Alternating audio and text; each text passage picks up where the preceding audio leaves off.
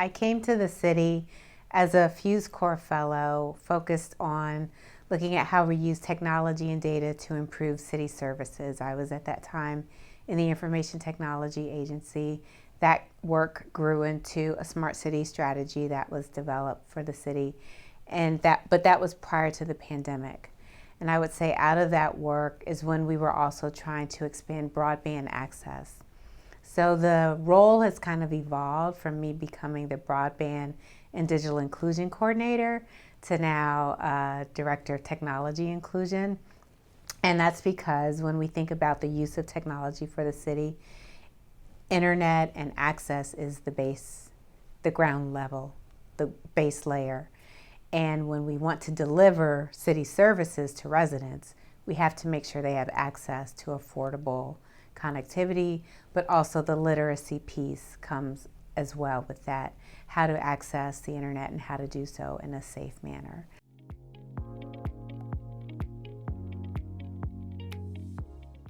Yes, so the WINS, very proud of the Angelino Connect program, where we disperse funds to residents who were in need of support for emergency rental assistance, as well as a guaranteed basic income program.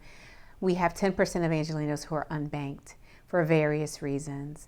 And so trying to provide someone funding using a traditional check, we want to make sure they're not losing their funds through check cashing mechanisms. So being able to do this in a fee-free way with a debit card was a great program to help sponsor that's available citywide. Another program is around addressing the digital divide, a program called the Vision Lab. And this program addresses the digital divide through entrepreneurship, youth tech workforce development, and small business modernization. We have as part of it, we have a 10-week accelerator where we work with residents who have a business idea, understanding that some may have launched the business, some may just have an idea, but they realize the impact of a lack of technology in their communities, and they want to address that. So we provide the business skills, business acumen, as well as increased awareness of resources around the city, whether it's from the library, from our business source centers, on how to take their idea forward. And then we also have a community speaker series as part of that to help youth in the community understand pathways to tech careers, as well as small businesses who need to leverage tech to either scale their business or just to operate in this new digital economy. So we're really, really excited about those programs that are reaching the community in a new way.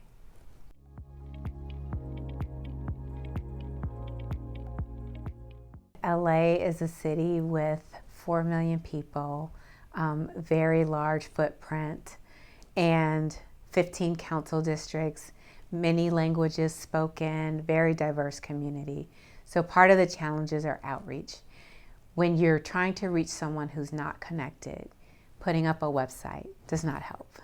So working with our LA Public Library, we do a lot of work with reaching residents. We also partner with nonprofit organizations who are boots on the ground in the community and understand who may not be connected and how to work with the city to connect those residents. As you can imagine, maybe someone doesn't trust a program is going to happen from the government, or trust that the service will be provided.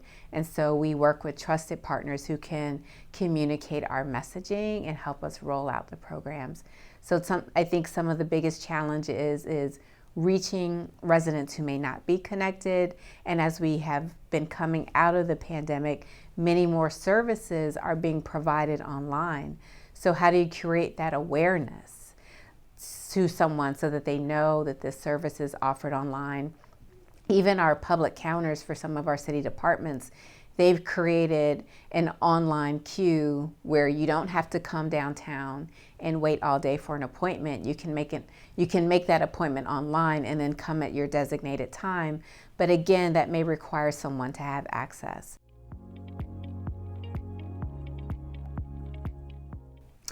Our Vision Lab program we launched in South Los Angeles, but it's meant to be a hub and spoke model where we will have instances around the city. So we'll partner with youth source centers in the city of Los Angeles to have various locations. Our next location is slated to be in what's considered the West Valley of Los Angeles, which is Canoga Park.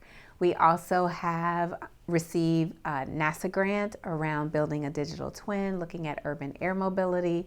So we're really looking at continuing some work we did around predicting air quality to also look at the impact of urban air mobility, both on the space that is occupied by flying taxis. Not that we're there yet, but we want to be able to prepare and have policy around what's happening, but also looking at the impact on communities of where that will happen from an air quality perspective.